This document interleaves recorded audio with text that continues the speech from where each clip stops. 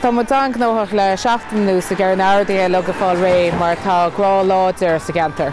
Meas go mór daoine hagnasteach na fear go handúil agus na lead óige mlíonna freisin agus tá sé go sin eáil. Tá glór daoine olbhíthe ach fecha tú tróna freisin ba daoine fósatíocht ag hééis an obair nuair a maithsacab gur lá Valentine tá.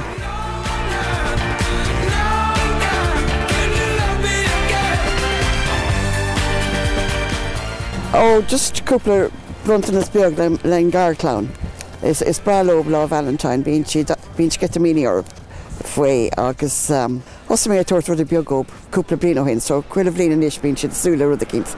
So caithim mé an fashion a cuineáil sús, tá sa tain. Fádó bheag mi de fear fós ag súla carta ach tá an sélar inis, tá said.